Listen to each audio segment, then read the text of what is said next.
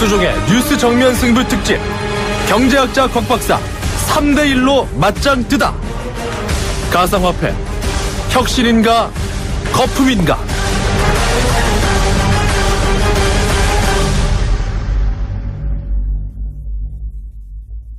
청취자 여러분 안녕하십니까, 곽수정입니다. 오늘 뉴스 정면 승부는 특집 토론 준비했습니다. 가상화폐의 혁신인가 거품인가. 아마 이 내용에 대해서 관심이 많으실 걸로 알고 있습니다. 일확천금의 대상으로 순식간에 가상화폐가 떠올랐죠.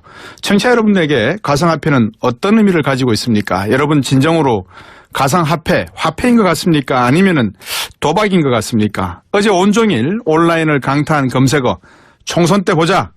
국내 가상화폐 규제에 저항하는 투자자들의 심리를 그대로 반영한 단면이었다, 이런 말들이 있습니다. 가상화폐를 두고 한쪽에선 거품에 대한 경고도 계속 이어져 나오고 있습니다. 하지만 다른 한편에서는 가상화폐가 기축통화의 위상을 넘보는 글로벌 화폐적 가치가 있다, 이런 기대감도 충분히 나오고 있습니다. 이런 내용으로 엇갈리고 있는 상황이죠. 가상화폐 규제가 블록체인 기술 발전을 막는다는 반론도 적지 않습니다. 자, 이런 가운데 전 세계적으로 가상화폐에 대한 규제 움직임은 강화되는 분위기인데요. 우리의 경우 지난 30일부터는 가상화폐 투자자들에 대한 실면 확인 절차가 시작됐습니다. 과열을 막기 위한 정부의 조치입니다만 얼마나 실효성이 있을지요. 최근 일본에서는 5,600억짜리 이 거래소 해킹 사건도 발생했지 않습니까? 이런 부분에 대한 대책은 있는 건지 반드시 짚어볼 분들이 많습니다. 오늘 그래서 가상화폐 특집 비트코인 가상화폐 혁신인가 거품인가로 시작하겠습니다.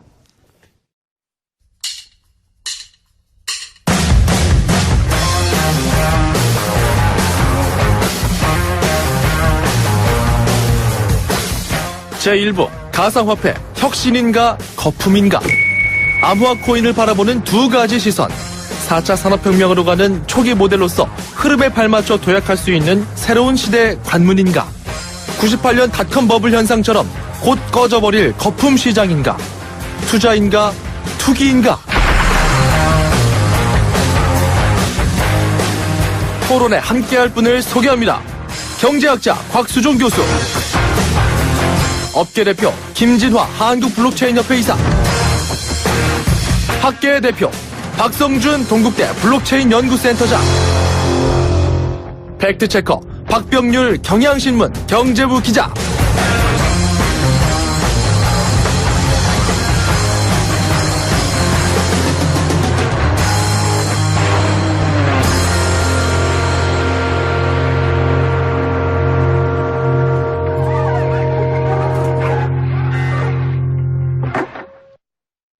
가상화폐 혁신입니까 거품입니까? 오늘 토론에 참여하실 분들 방금 소개해 주셨습니다. 먼저 같이 인사 나눌까요? 안녕하십니까? 네, 안녕하세요. 어느 분이 어느 분인지 아마 이 청취자분들 목소리로 좀 확인을 하셔야 되니까 먼저 업계 대표로 나오신, 저번에 저하고 인터뷰 한번 해주셨죠, 김진화 한국블록체인협회 이사님, 안녕하십니까? 네, 안녕하세요. 김진화입니다. 예, 오늘 한 2시간 남짓한 시간에 이 가상화폐에 대한 이야기를 한번 잘 설명해 주시기 부탁드리겠습니다. 네, 알겠습니다. 학계 대표로 박성준 동국대 블록체인 연구센터장 나오셨습니다. 안녕하십니까? 네, 안녕하십니까. 박성준입니다. 벌써 이렇게 연구센터가 만들어졌습니까? 2년 전에 만들어졌습니다. 2년 전에요? 네. 팩트체커 박병률 기자 나오셨습니다. 안녕하십니까? 네, 안녕하세요. 오늘은 안 바쁘세요? 네, 여전히 바쁩니다. 예, 이 특별 토론 때문에 나오셨는 거 알고 있습니다. 감사합니다. 자, 먼저 1부에서는 가상화폐 혁신인가 거품인가, 이 문제의 대주제를 놓고 소주제 하나, 과연 가상화폐 또는 암호화폐, 영어로는 크립토커런시라고 하는 이 암호화폐는 화폐인가 아닌가 문제를 가지고 한번 이야기해 보겠습니다. 가상화폐가 기축통화 자리 대체할 가능성도 있을까 문제부터 우리 김진화 대표부터 한번 여쭤볼까요? 어떻게 보세요? 예, 저는 수차례 기회가 있을 때마다 말씀드려왔지만, 법정화폐를 대체하려고 이게 나온 것이 아니다. 그것은 오해다. 왜 한 발 쫓고 들어가세요? 아니, 원래부터 전 그렇게 이야기를 그러셨어요? 해왔고요. 근데, 이 암호화폐, 가상화폐에 좀 그러니까 비판적인, 그 다음에 나쁜 이미지를 주시려는 분들이 저는 일종의 허수아비 논증의 오류에 빠져 있고, 그것들을 적절히 구사하고 있다. 뭐냐 하면, 암호화폐는 원래부터 법정화폐를 대체하려고 만든 것이 아닌데 네. 마치 그랬던 것처럼 네. 그렇게 될 거라고 선전한 것처럼 허수아비 하나를 세워놓고 그거를 공격하는 겁니다. 그게 훨씬 쉬우니까요. 네. 아, 이것 봐라. 비트코인만 봐도 이거 법정화폐 되기에는 턱도 없이 기술적으로 부족하고 이것이 훨씬 더 그 평판이라든지 그 허점을 공격하기가 되게 쉽다라고 그런 네. 허수아비 논증의 오류라고 보고 있고요. 그래서 예. 저는 법정화폐를 대체하거나 특히 기축화폐 달러화와 뭐 대체하는 그런 개념들은 아니다. 저는 보완제로 쓸 가능성이 있고 우리 현대인들의 액션 하나가 더 늘어난 것일 뿐이다. 이렇게 보고 있습니다. 네. 김진아 대표의 말씀을 제가 끊지 않고 쭉 말씀하시게 한 거는 이 업계에서 사실 비트썸이라고 하는 거래소도 처음으로 개설을 하시면서 아닙니다. 그것도 아닙니까? 사실이 아닙니다. 어디입니까? 저는 코빗이라는 코빗. 거래소를 2013년도에 거래소를 2013년도에 처음 처음 개설을 하셨고 사실 이 가상화폐를 처음 소개한 분의 견해가 무엇인지를 청취자 여러분들께서 명확하게 이해를 하시고 가자는 측면에서 있습니다. 이제 앞으로 토론을 할 때 견해가 좀 다른 부분이 있거나 치고 들어야 될 부분이 있으면 마이크 열려 있으니까 언제든지 의견을 개진하시는 게 좋을 것 같습니다. 우리 교수님, 박성준 교수님. 예. 방금 김진화 대표의 말씀에 뭐 생각이 따로 있으신지요? 뭐 일단- 보완제라는 말씀을 하셨어요. 네, 기본적으로 비트코인이나 가상화폐, 저희 같은 경우는 이제 암호화폐라고 아까 말씀하셨잖아요. 예. 예. 예. 기축통화 논란하고는 좀 다른 논란이고요. 네. 저는 거꾸로 얘기해서 기축통화라는 거는 일단 그 법정화폐들 사이에 이제 통화의 기준을 얘기하는 거라고 예. 저는 생각을 하고요. 예. 한 단계 더 나가면은 지금 저는 세계적으로 우리 보통 화폐 전쟁, 쩐의 전쟁이라는 얘기를 하잖아요. 네. 경제학자들 아마 그런 거 많이 하실 거예요. 저는 한 단계 더 나가서 디지털 쩐의 전쟁이 시작된다고 보고 있어요. 디지털전이다. 예, 여러분이 지금 현재 논쟁이 되고 있는 그 비트코인이나 뭐 이더라든지 다른 코인들을 화폐냐 아니냐는 그거는 아직도 왜 그 질문을 하시는지에 대해서 저도 이해를 못 하고요. 예. 저희가 여기서 기축통화라는 얘기를 할 때는 포인트를 좀 바꿔야 돼요. 뭐냐면은 우리가 지금 현재 하고 있는 암호화폐들은 법정화폐는 아니에요. 그렇다고 그럼 화폐라는 개념을 어떤 관점에서 바라보느냐에 따라서 좀 틀릴 수 있다는 거죠. 예. 법정화폐는 아닙니다. 근데 저는 한 단계 더 나가서 우리나라 현금 없는 사회 만든다며요. 네. 이게 2025년에 현금 없는 사회 만든다고 하면은 그러면은 현재 종이화폐를 안 쓰고 전자화폐 쓸 거 아닙니까? 네. 그런 거 디지털 화폐를 만들어야 되는데 만드는 기술이 필요할 거 아닙니까?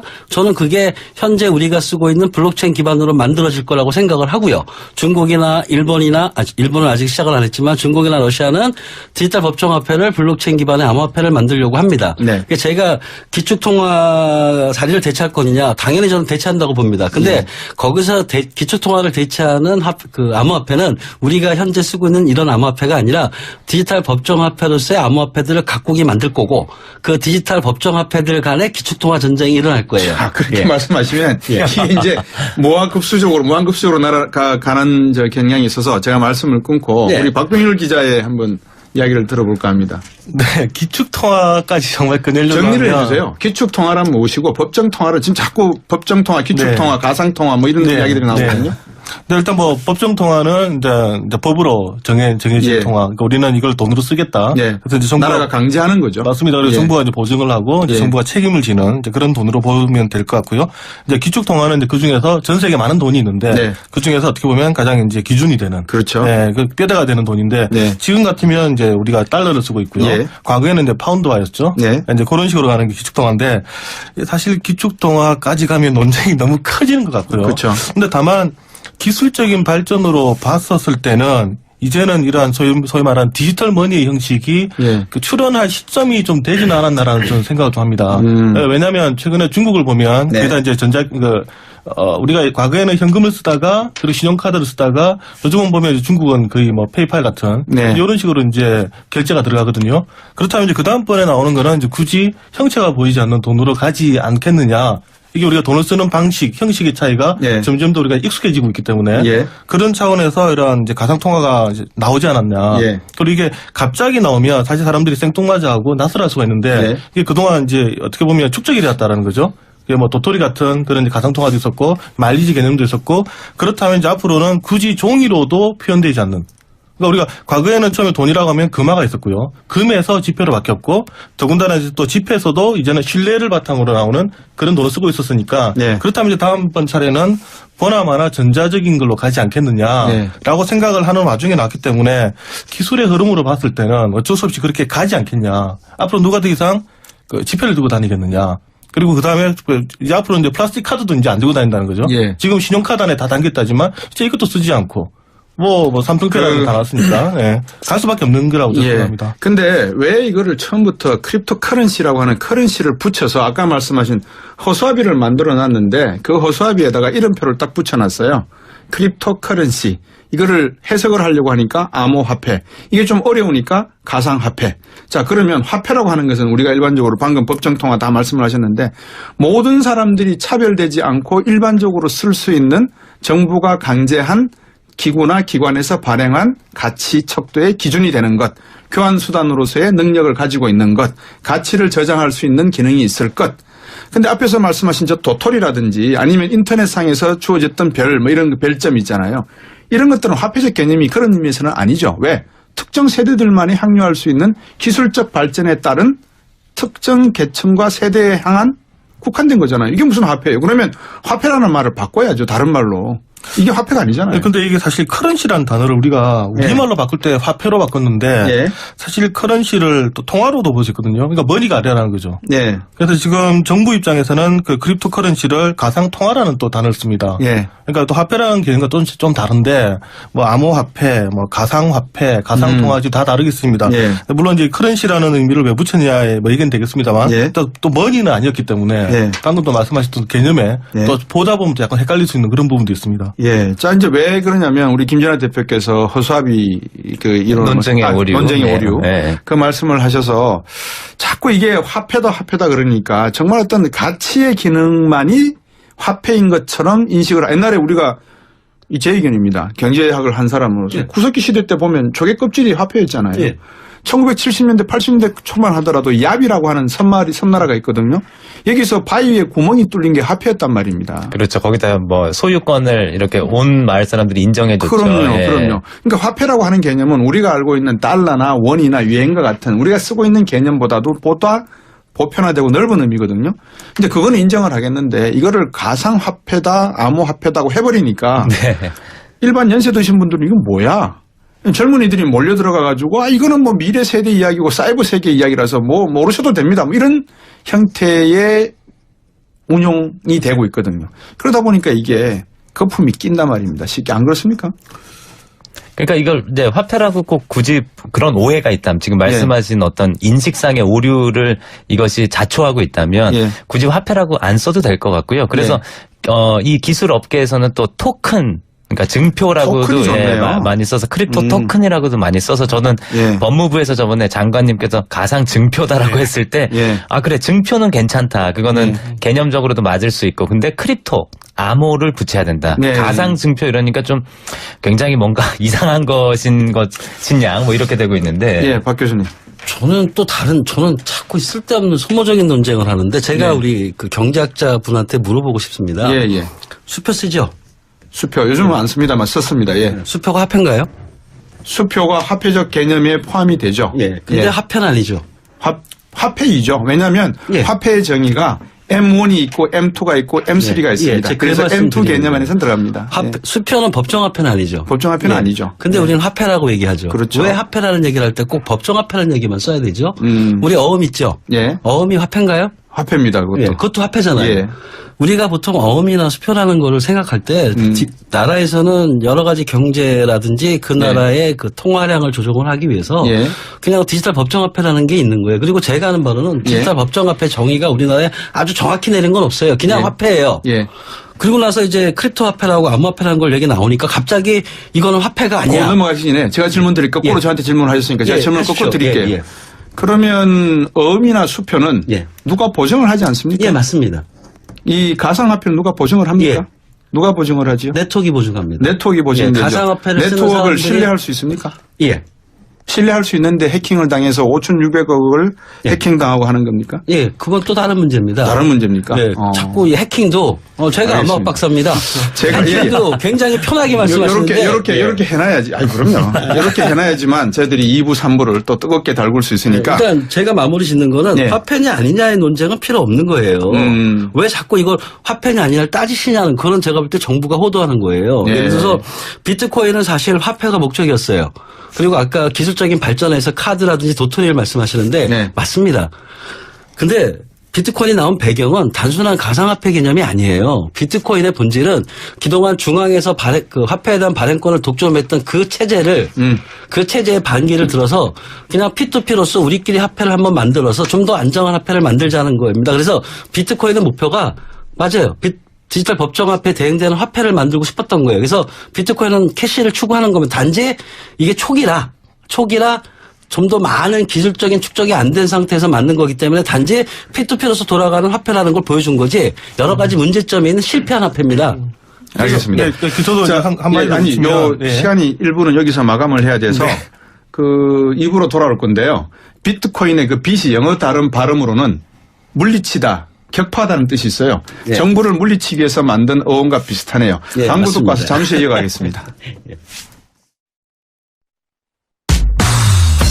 여러분께서는 지금 경제학자 곽수종이 보는 새로운 시사 곽수종의 뉴스 정면 승부와 함께하고 계십니다. FM 94.5 YTN 라디오 곽수종의 뉴스 정면 승부 특집 경제학자 곽 박사 3대1로 맞짱 뜨다. 가상화폐 혁신인가 거품인가 토론 지금 진행하고 있고요. 2부 미래와 대책에 대한 이야기 계속 나눠가겠습니다. 청취자 여러분 많은 의견 보내주고 계시는데요. 가상화폐 좀 의문이 풀리셨습니까? 아니면 더 의문이 생기셨습니까? 저는 후자이길 바랍니다. 더 많은 의문이 생기시길 바랍니다. 그래야 공부를 하시니까요. 문자 메시지 우물정 0945로 받고 있고요. 함께하고 계신 분들 제가 소개해드리겠습니다. 김진아 한국블록체인협회 이사님, 그리고 박성준 동국대 블록체인 연구센터장님, 박백률 경향신문 경제부 기자 같이 하고 있습니다. 청취자분이 문자 보내주신 거 제가 잠깐 소개해드릴 테니까요. 간단하게 답변 주실 수 있으면 주세요. 1707번님, 수익에 대해서 세금은 냅니까? 증권, 부동산, 양도 차익은 모두 세금 내는 걸로 알고 있습니다.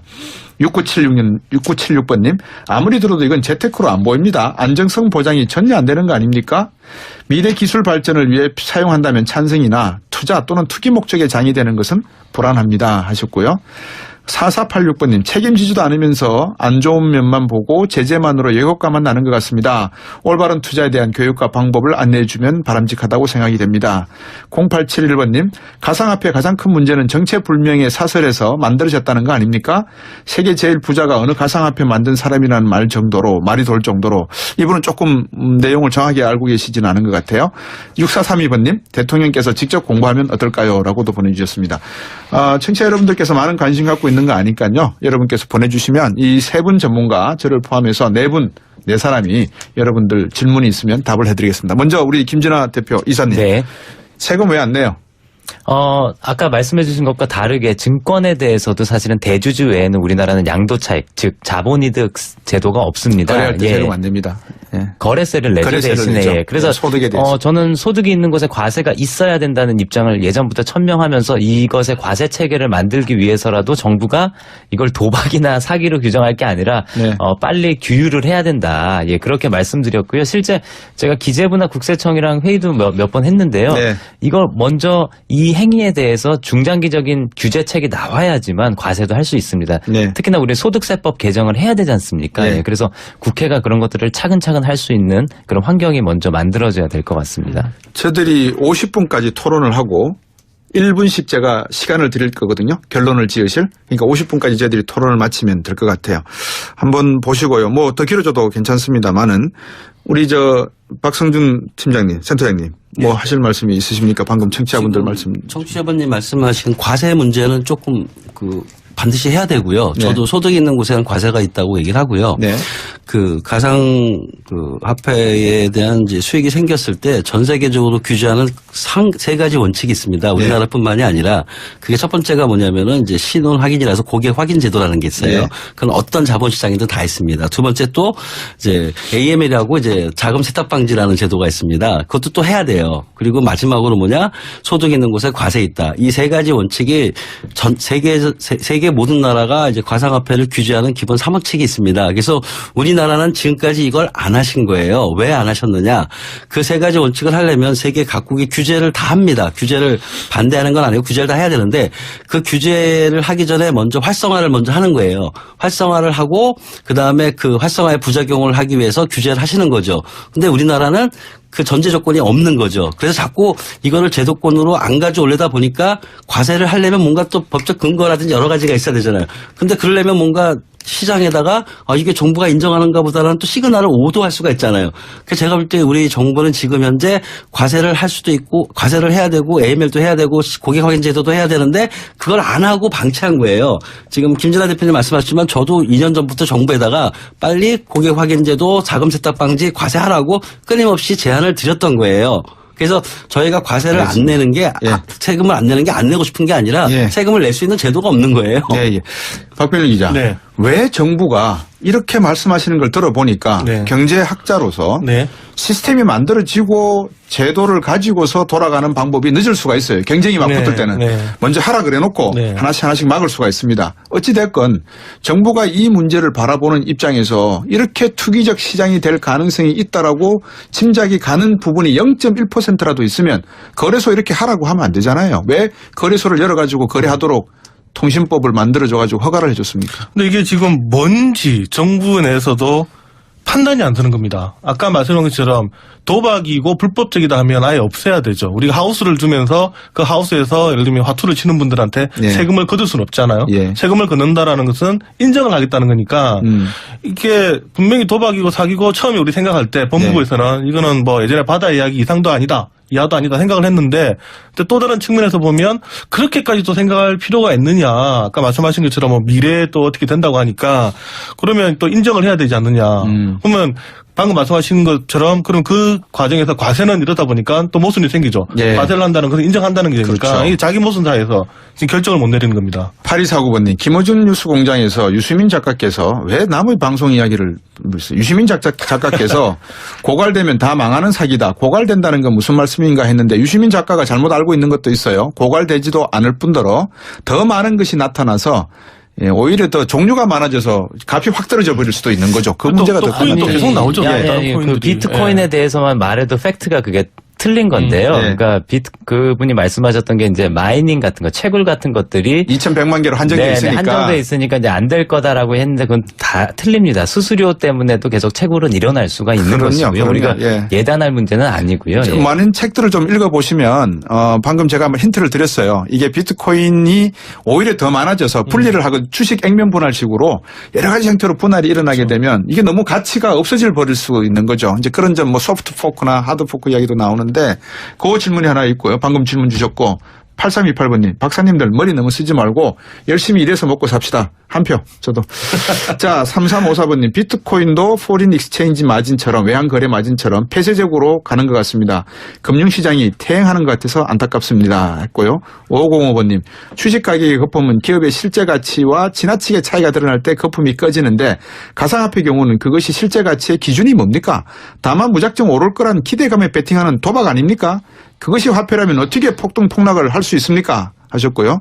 4867번님이 계속 문자를 보내주시는데 주식의 경우 회사에 자본이 들어가고 그 자본이 이익을 내어 배당하는 것이 창출 가치가 반영되는 원리라고 한다면 과연 가상화폐는 그런 원리를 갖고 있습니까? 라는 질문도 하셨어요. 예, 근데 뭐 사실은 인터넷 초창기에도 기업 가치 평가하는 것들이 굉장히 엉성했습니다. 기억하시겠지만 그때 실제 쓰인 게 뭐냐면 벤처 캐피탈리스트들이 투자하는데 가입자 한 명당 뭐 5만 원에서 막 몇십만 원까지 치고 그러다 보니까 뭐 골드뱅크 같은 업체는 가입자들을 그거보다 싸게 유치하려고 웹사이트 와서 클릭하면 돈 준다. 그러니까 5만 원 기업 가치 인정받는데 한 3만 원만 주면 2만 원은 자기가 남길 수가 있는 거예요. 그러니까 사실 지금은 우리가 인터넷이 너무 발전해서 다양한 수단들을 갖고 있지만 그때만 해도 굉장히 엉성한 밸류에이션, 가치 평가가 이루어졌다. 그래서 그런 문제가 있다고 해서 우리가 이것을 다 막기보다는 그런 필요한 장치들을 만들어야 되겠죠. 예. 그리고 이제 뭐 아까 말씀하셨지만 비트코인에 대해서도 굉장히 많은 잘못된 정보들을 가지고 일방적으로 그렇게 이야기하고 있는 것들은 우리 사회에 도움이 되지 않습니다. 예. 자, 청취자 여러분들께서 계속 질문을 보내주고 계시는데 한 분이 이런 좀 관심이 엄청 많으세요. 평소 때 문자 올라온 곳에 한 배 이상은 올라오는데요. 전화로 문의를 주시는 모양이에요.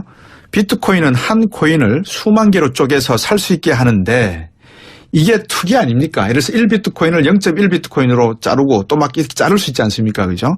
쪼개게 되면 초등학생들까지 못 모르고 게임처럼 사고 팔 수 있는 거지 않습니까? 이렇게 하셨어요. 예, 초등학생들은 지금 원천적으로, 그러니까 예전에 정부 대책이 나오기 전에서도 많은 거래소들은 미성년자 가입을 받지 않았었고요. 네. 일단 비트코인은 원래부터 소수점 8자리가 마지막 단위입니다. 예. 예, 그렇게 쪼개 수 있도록 설계가 된 것이지요. 예. 네. 근데 어떻게 보면 이게 사실 또 전자화폐의 장점이 죄송합니다. 그 전자화폐의 장점이 될 수 있는 것 같은데 이제 어제 우스갯소리가 삼성전자가 액면 분할을 했잖아요. 그렇죠. 우스갯소리가 지금 5만 원 됐습니까? 이제 이제 50만 원. 액면 분할 하게 되면 그렇게 되죠. 예, 5만 원 되죠. 아직 이제 이사를 지나야 되니까. 예. 그러니까 우스갯소리가 혹시 그 삼성전자 주식을 예를 들면 가상화폐랑 대결하기 위해서 예. 액면 분할한 거 아니냐. 50분의 1로 짜기면 예. 250만 원 하는 게 한 5만 원짜리 되니까. 네. 그러니까 사실 주식도 보면 액면 분할이라는 게 있거든요. 필요하면.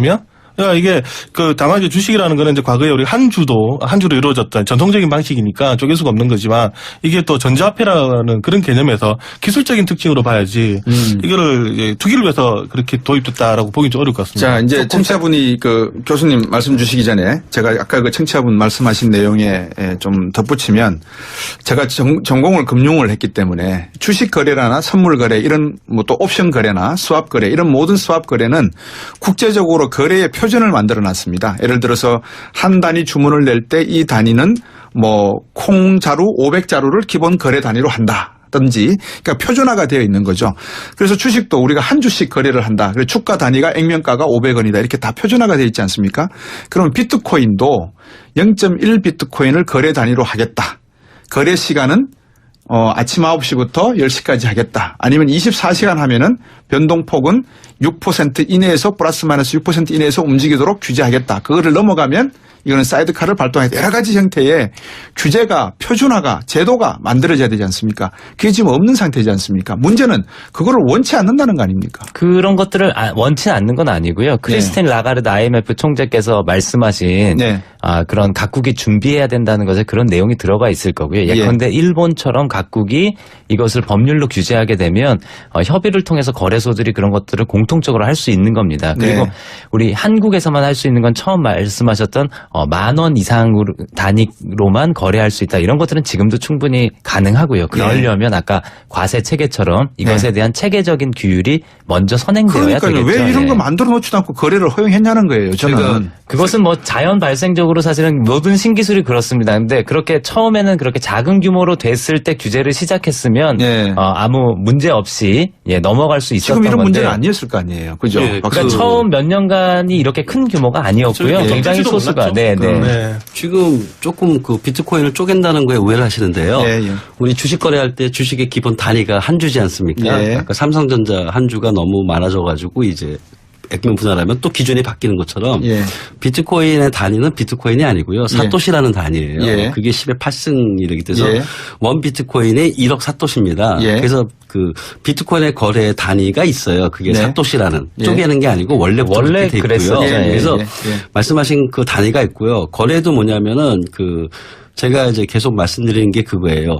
이 P2P이기 때문에 사실은 우리나라 그 거래소만 뭐 9시에서 10시까지 하고 하는 거는 좀 안 맞아요. 기존의 네. 거래 예. 시장하고는 좀 틀립니다. 예. 그래서 그 거래 시장을 제한하는 것도 제가 볼 때는 조금 문제가 있어요. 네. 그래서 제가 계속 말씀드리는 건 뭐냐면은 그 새로운 거래 형태라는 거죠. 네. 새로운 거래 형태고 새로운 자본시장이에요. 네. 그러면 그 새로운 자본시장에 기본적인 룰이 필요하겠죠. 네. 그 룰을 빨리 정해줘야 된다는 거예요. 정해줘야 되는 거예요. 예. 정하실 수가 있는 거예요. 아니요, 정해주셔야죠. 그건 왜냐? 우리나라가. 정부가 이렇게 모르는데 어떻게 정해줍니까? 그러니까 사회적 합의를 통해서 만들어 가야 되는 게 정확한 표현 같고요. 예. 그다음에 국제적인 합의도 인터넷도 마찬가지였습니다. 네. 이제 우리가 진짜 인터넷 초창기의 교훈들을 제도적으로나 기술적으로나 너무 쉽게 지금 잊고 있다. 저는 그런 느낌이 많이 듭니다. 예. 네.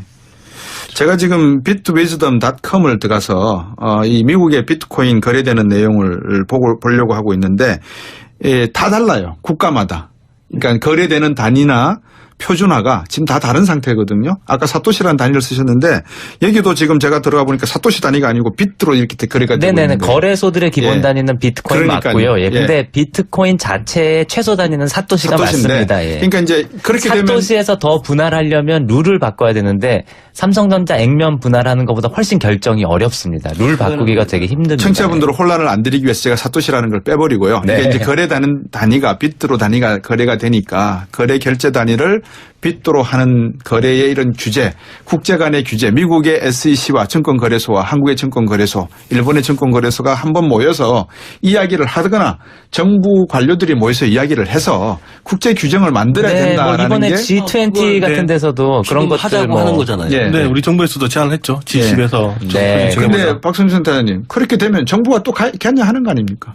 P2P 개념하고는 좀 달라지는 거 아니에요 그러면? 제가 아까도 말씀드렸지만 그 P2P는 P2P 거래를 할 수 있는 플랫폼이잖아요. 그러니까 예를 들어서 인터넷이 있잖아요. 그럼 예. 인터넷으로 뭐든지 다 하면 안 되잖아요.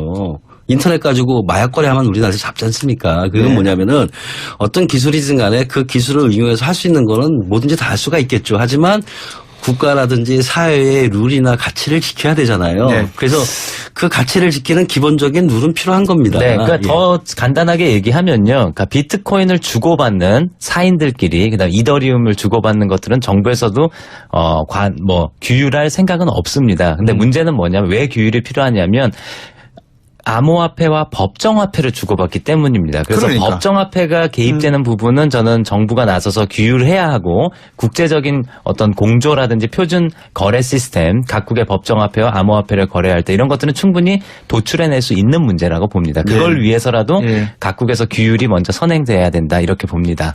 결국은 지금 모든 가치 교환이나 저장의 수단은 법정화폐로 이루어지고 있기 때문에 비트코인도 결국은 법정화폐로 단위가 표시되고 있지 않습니까? 그렇죠. 그러니까 이제 이게 나중에는 뭐 비트로 주고받고 결제를 할지는 모르겠지만 지금 과도기적 상태라고 한다면 어쨌든 법정화폐와 거래가 이루어지고 있기 때문에 여기에 대한 규제가 불가피하다는 거죠. 그러면 그 규제가 불가피하면 투기라든지 투자에 대한 여러 가지 위험 요소를 정부가 들어가서 관리하고 감독하는 것이 시장의 감독 기능이 정부한테 있는 거 아닙니까? 네, 그래서 제가 예전부터 금감원이 이건 들여다볼 사안이다 이렇게 말씀드려 왔습니다. 예. 그래서 많은 청춘들이 지금 이 비트코인에 대한 기술적인 내용에 열광하는 것도 제대로 기술적인 평가를 해드리고 그래서 블록체인 기술과 말씀하셨다시피 비트코인이 뗄래야 뗄 수가 없다고 하는 기술인데 설명 주는데 설명 좀 주세요. 왜 이게 뗄래야 뗄 수가 없습니까? 비트코인 아니면 뭐 안 됩니까? 다른 거 만들 수 있잖아요. 비트코인은 이 문제가 아니라 이제 암호화폐 자체가 각 암호화폐가 왜 필요하냐면 예. 공개형 블록체인의 보상 체계로서 암호화폐가 꼭 있어야 한다는 논리적인 관계를 가집니다. 그러니까 지금까지 우리 학문적인 발전 수준에서 보면 이 암호화폐라는 그 블록체인 자체 고유의 보상 체계, 화폐 단위 없이는 보상 체계를 만들어낼 수 있는 방법을 아직 고안해내지 못했습니다. 몇 가지 실험들이 나오고 있지만 수학적으로 그다음에 알고리즘적으로 그것이 안정화됐다고 보기 어렵습니다. 예. 청취자 여러분들 지금 비트코인 이야기하고 있는데 거기에는 비트캐시도 있고 뭐 이더리움도 있고 하여튼 1200개 넘죠 지금? 1400개가 있으니까? 1500개 되고 있습니다. 1500개 되고 있습니까? 그러니까 이제 블록체인 기술과 비트코인만 되는 게 아니라 상당히 많은 알트코인이라고 하나요? 뭐 이런 거를 알트코인들이 만들어지고 있고 앞으로도 만들어질 겁니다. 문제는 이러한 여러 가지 다른 형태의 가상화폐들을 어떻게 투자 가치, 자산 가치화 시키고 금융시장에서 양성적 기능을 하게 할 것인가는 정부가 제대로 제도를 만들어야 된다라는 거거든요. 그래서 결론은 삼아서 우리 김진아 이사께서는 직접 이 거래소를 운영하셨고 설립을 하신 분이고 그죠? 네, 지금은 안 하고 지금은 안 하고 있습니다. 계십니다. 네, 네. 하셨던 분이기 때문에 어떤 룰이 필요한지 이거를 이제 50분 됐거든요. 결론으로 말씀 지어주시고 우리 박성준 센터장께서는 하실 말씀이 상당히 많으신데 오늘 말씀 기회를 다 못 드려 죄송해요. 역시 결론으로 정부의 기능과 역할 부탁드리고 싶은 말씀 해주시고 박근율 기자가 바라보시는 비트코인과 우리 세대의 이야기, 기자의 눈에서 바라본 이야기를 좀 해주십시오. 저는 결론으로 경제학자로서 본 비트코인 이야기를 하겠습니다. 그래도 뭐 박성준 교수님께서 오늘 제일 말씀 많이 하신 것 같은데 예, 더 할 말씀이 많으시겠죠. 그래도 예. 그래서 제가 짧게 말씀을 드리면 어쨌거나 이 블록체인에 대해서 앞으로 많은 뭐 규제나 새로운 실험이 일어날 텐데요. 발생할 텐데 일단 법정화폐와 암호화폐 거래는 몇 년 동안 우리가 시장이 실제 형성이 되었지 않습니까? 네. 그렇기 때문에 실질적인 규율이 필요하다. 그래서 정부가 더 이상 그 딜레마 상황에서 우왕좌왕하지 말고 확실한 예측 가능한 그리고 비례적인 그다음에 투명한 그런 정책들을 펼쳐야 한다라는 게 입장이고요. 아울러서 저희가 정부의 권고하에서 힘들여서 만든 자율규제안 같은 것들이 지금 거기에 힘이 실리고 실행이 되면 아까 말씀드린 대로 일본에서 일어난 암호화폐 거래소 해킹 이런 것들을 상당 부분 피해를 막을 수가 있습니다. 그래서 민에서 했냐 관에서 했냐 이런 거 구분하지 말고 우리가 사회적으로 다 함께 그러한 실제적으로 소비자와 시장을 보호하기 위한 그런 것들 정책들을 구체적으로 이제는 실행해야 될 때다. 예. 예, 그렇게 말씀드리고 싶습니다. 감사합니다. 우리 박성준 센터장님. 예, 저는 두 가지를 말씀드리고 싶어요. 첫째는 네. 뭐냐면은 아까 잠깐 방송 중에 말씀드렸지만 지금 정부의 정책 기조가 혼란스러운 것 같은 거 맞아요. 네. 근데 그 혼란스러운 것 속에는 블록체인과 암호화폐 분리라는 기본적인 본질적인 논쟁이 있는 거예요. 그래서 네. 좀 정부가 이번에 제가 볼 때는 이제 마지막 기회를 저는 이번에 국민청원 때문에 청와대가 답변을 해야 되지 않습니까? 네. 저는 이게 정부가 잘못된 정책 기조를 바로잡을 수 있는 마지막 기회라고 생각을 해요. 예. 그래서 이번에 국민청원에 대한 청와대 답변이 암호화폐 블록체인을 분리할 수 없다는 걸 직시하시고 예. 새로운 정부 정책 기조를 좀 만들었으면 좋겠고요. 네. 두 번째는 남의 방송국이라 좀 그렇지만 저는 그 유시민 선생님한테 공개적으로 제안을 드리고 싶어요. 어떤 제안요? 제가 JTBC에서 토론했을 때까지도 그냥 그러더니 했는데 어저께 예. 김어준 그 선생님하고 방송. 예. 예. 그래서 제가 볼 때는 좀 심하세요. 왜냐하면 잘 모르시는데 너무 그분의 영향력에 비해서 너무 쉽게 말씀을 하시는 것 같아서 저는 거꾸로 제안을 드리고 싶습니다. 유시민 선생님하고 대담을 하고 싶습니다. 예. 우리 작가 선생님과 비 선생님께 부탁을 드려야 될 게 돼요. 유시민 선배님, 저 아시죠? 곽수정입니다. 한번 나오셔야 되겠네요. 자, 박병일 기자님. 네.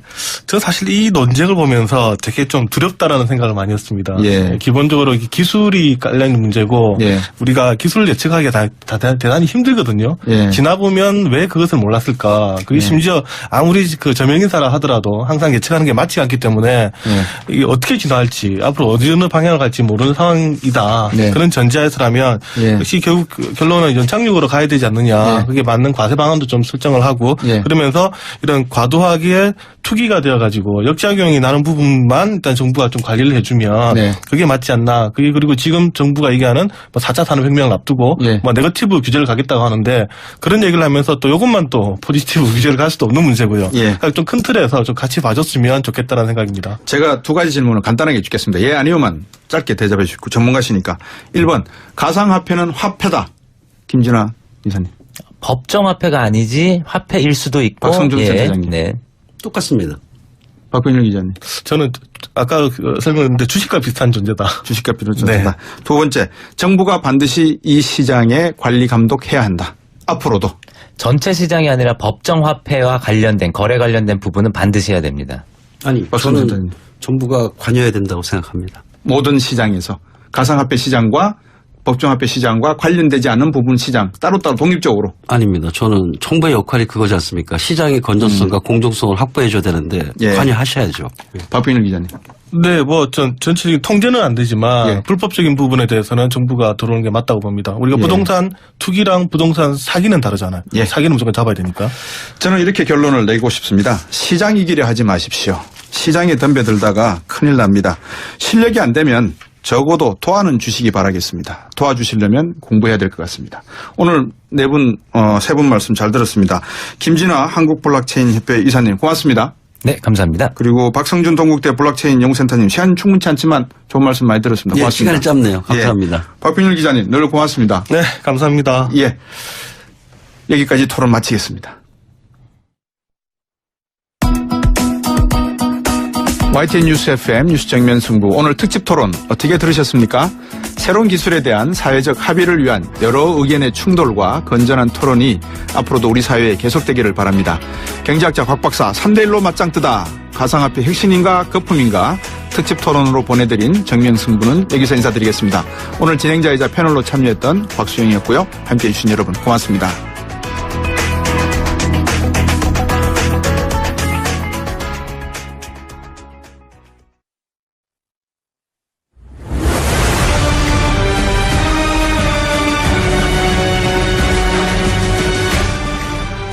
곽수종의 뉴스 정면 승부 특집.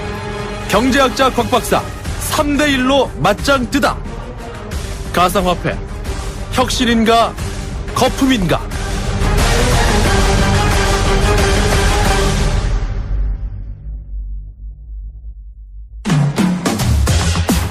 제2부. 그래서 대책은? 미래는? 정부의 시장 개입과 규제 어디까지인가? 암호화 코인이 우리 경제에 미칠 영향은? 블록체인 기술이 바꿔놓을 우리 미래의 모습을 그려본다. 토론에 함께할 분을 소개합니다. 경제학자 곽수종 교수, 업계 대표 김진화 한국블록체인협회 이사, 학계 대표 박성준 동국대 블록체인 연구센터장, 팩트체커 박병률 경향신문 경제부 기자.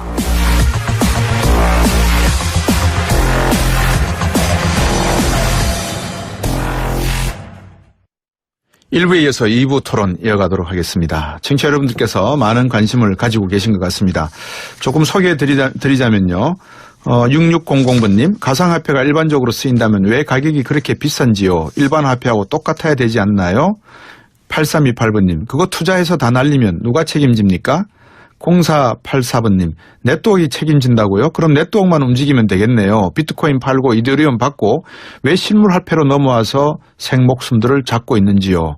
4051번님, 거래가 이루어진다는 그 자체가 이미 화폐가 아니라는 생각입니다. 비자금 숨기기 딱 좋은 거 아닙니까? 오늘 이런 말씀들이 지금 계속해서 올라오고 계세요. 저희들이 이제 계속 말씀을 나눌 건데, 자, 미래 이야기를 좀 해봐야 될 것 같습니다. 앞에서 거래소 이야기도 불충분하고요. 이게 화폐냐 아니냐도 불충분하고요. 하지만 저희들이 무엇을 청취자 여러분들과 나누려고 하는지 충분히 이해하실 걸로 봅니다. 제가 이 토큰이라는 말에 저는 절대적으로 동감하고요. 가상화폐라기보다도 가상로또다 그랬다가 청취자 여러분들 중에서 일부 저에게 그런 말씀했다고 또 조금 섭섭하다는 분도 계셨던 걸로 알고 있습니다. 저기 토론자 소개를 다시 한번 해드리고 여러분들 계속해서 궁금하신 점 있으면 우물정 0945 꼭 보내주시기 바라겠습니다. 단문 50원, 장문 100원이고요.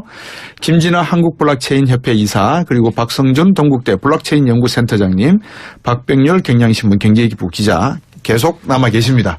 자, 먼저 제가 박병률 기자한테 가상화폐 미래를 여쭙기 전에 네. 정부 부채 이야기를 저희들이 많이 했잖아요. 아까 박순준 교수님도 하실 말씀이 많으신 것 같은데, 가상화폐를 어떻게 다루어야 하는 문제는 다른 말로 어디서 다루고 있느냐, 이 문제를 여쭤봐야 될 것 같아요. 지금 누가, 어느 부처가 가상화폐를 보고 있나요? 네, 지금은 국무조정실에서 보고 있다라고 보는 게 정답입니다만, 예. 이제 이것도 부족해서 또 조만간 또 기획재정부가 가져간다라는 얘기가 있습니다. 예. 그러니까 지금 가상화폐가 얘기가 되기 시작한 이후에 네. 정부의 사실 주무부처가 계속 바뀌어왔습니다.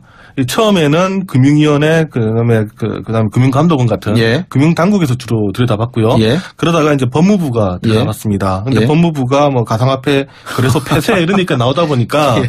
어느 시점에 또 살짝 빠지기 시작했죠. 법무부가. 네, 그러면서 이제 국무조정실이 왔는데 예. 이 또 국무조정실의 한계가 뭐냐면 되게 이제 다양한 부처를 이렇게 모을 수 있지만 예. 또 전문성을 가지고 다루기 어렵다 보니까 예. 이제는 다시 이제 기획재정부 얘기가 나오고 있는데요. 예. 그러니까 이만큼 지금 정부가 이 어떻게 대처를 해야 될지 이 부분에 대해서 어떠한 균형이라고 해야 되나 철학이라고 해야 되나 예. 지금 이런 부분을 지금 잡지 못하고 좀 우왕좌왕하고 있다라는 부분이 맞는 것 같습니다. 저기 박성준 센터장님이나 김진아 이사님, 한국은행은 왜 가만히 있습니까?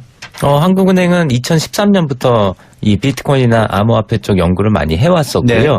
BIS나 이런 기구를 통해서 해외 네. 중앙은행과의 워킹그룹 활동에 참여한다거나 이런 것들은 많이 합니다. 근데 예.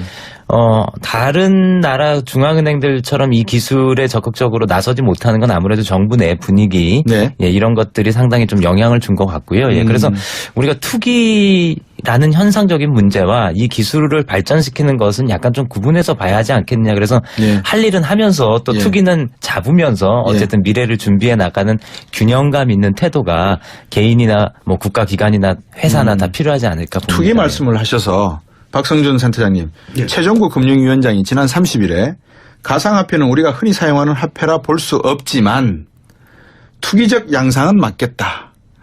금융위원장이 투기라고 이야기했습니다. 네. 그 양상은 맞겠다고 했습니다. 이게 최종구 금융위원장께서 하신 말씀으로 뭐 큰 이견은 없으십니까? 예. 예. 현재 저희 나라 가상화폐 거래소가 우리나라가 예. 우리나라 죄송합니다. 예. 우리나라 가상화폐 거래소가 투기적 장은 되는 거는 솔직히 맞습니다. 근데 그 투기적 장이 되는 그 근본적인 원인에는 우리나라 주식 코스피하고 코스닥이 있습니다. 네. 코스피하고 코스닥도 이제 투기의 장으로서 여러 가지 문제가 생겼던 경우가 있어요. 예. 그래서 나라에서는 이제 코스피나 코스닥 시장의 건전한 안전성을 위해서 예. 여러 가지 홍보를 하는 겁니다. 예. 제가 볼 때 정부에서는 현재 투기적인 요소가 분명히 있는 건 부정하지 않습니다. 예. 그런데 한 가지 더 말씀드리고 싶은 거는 예. 두 가지예요. 첫째는 정부가 가상화폐 거래소에 대한 실상을 아시는 거냐. 예. 말로는 투기나 투자라고 말씀하시는데 정확한 팩트가 있으시냐. 제가 볼 때는 없으세요.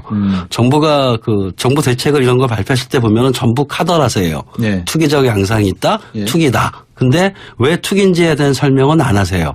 그냥 이런 경우가 있다, 저런 경우가 있다. 즉 다시 말해서 예. 정부 정책은 기본적인 팩트나 데이터에 의해서 만들어져야 되는데 예. 현재 정부 정책은 데이터가 없습니다.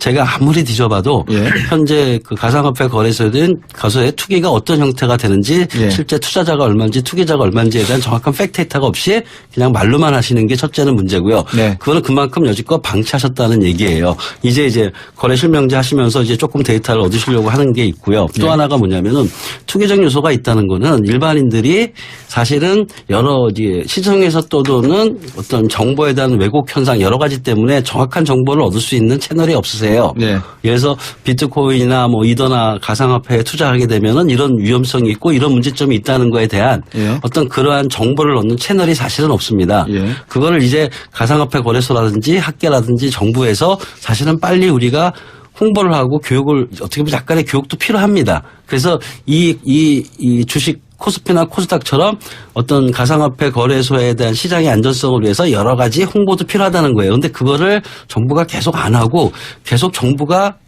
일종의 제가 볼 땐 너무 이제 투기적인 성격이라는 걸 너무 홍보하시는 거예요. 그래서 그건 좀 아닌 것 같아요. 그래서 분명히 투기적인 요소가 있는 거를 부정하지는 않은 거예요. 하지만 그거에 대한 정확한 판단이 아직 없는 거고요. 그 다음에 또 하나 제가 말씀드리고 싶은 게 하나가 있는데 아까 어느 부서에서 해야 되느냐. 네. 우리 처음에 인터넷 나오고 컴퓨터 나왔을 때 과학기술정보부가 정보통신부라는 걸 만들어서 네. 인터넷 지능 정책을 폈습니다. 네. 그리고 그걸 받아서 이제 각 부처가 이제 거기에 대한 서비스를 만든 것처럼 네.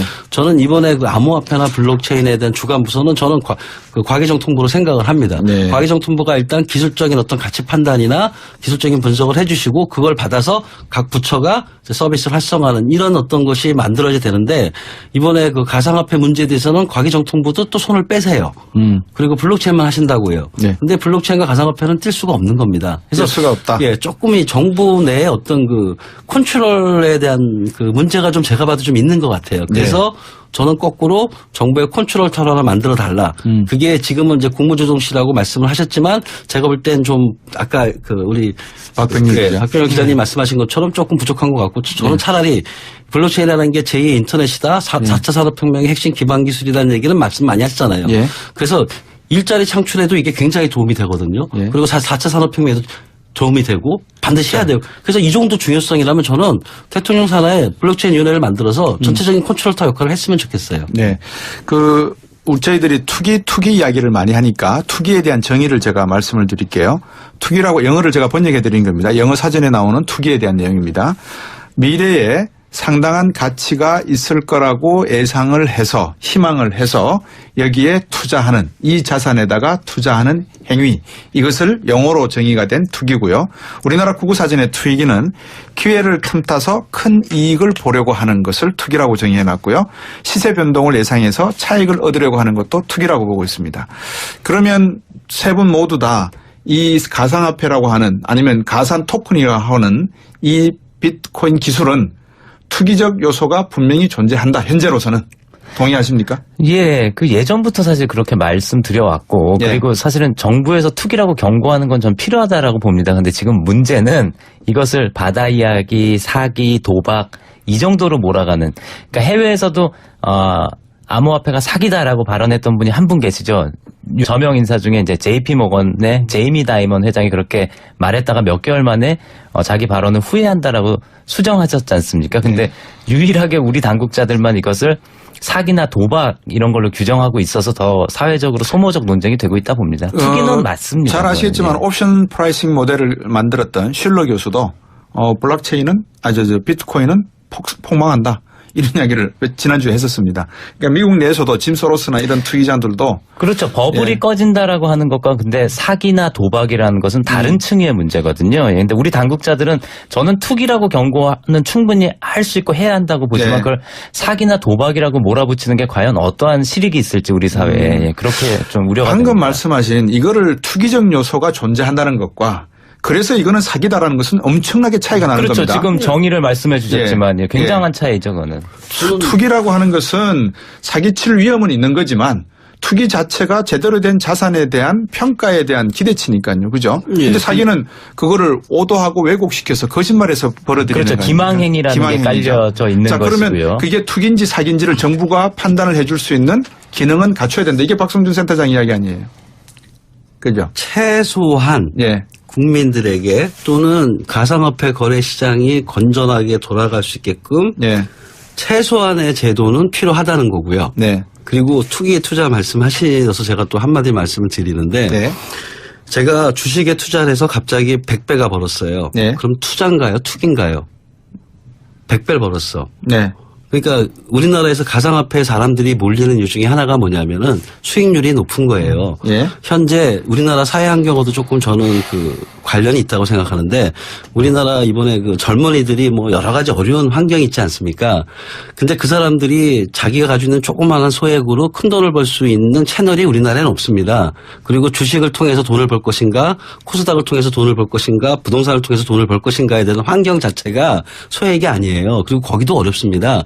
코스닥에 주식을 투자해서 돈을 많이 벌 수 있다? 그것도 어렵다는 거예요. 그래서 여기다 했다는 거 아니에요? 예, 그런데 젊은이들이 이제 소위 말하는 암호화폐의 재테크 가능성을 본 거예요. 네. 그래서 실질적으로 비트코인이나 암호화폐들의 여지껏 재테크 수익률은 기존 어떤 재테크보다 높았던 것도 사실이고요. 네. 그러다 보니까 이제 젊은이들이 새로운 재테크 시장으로 비트코인이나 암호화폐를 보고 있는 거예요. 그럼 나라에서 해야 되는 건 뭐냐면은 그 재테크 또 다른 대안시장이 나왔다는 거예요. 대안시장이. 그 대안시장을 어떻게 건전하게 육성하는 거를 신경 써주셔야 되는데 그거를 갑자기 이제 아까 우리 김진아 대표님 말한 것처럼 막 사기다 도박이다 하고 너무 몰아붙이는 거예요. 그건 아니라는 거죠. 어느 게 맞습니까? 예를 들면 네. 증권거래소는 네.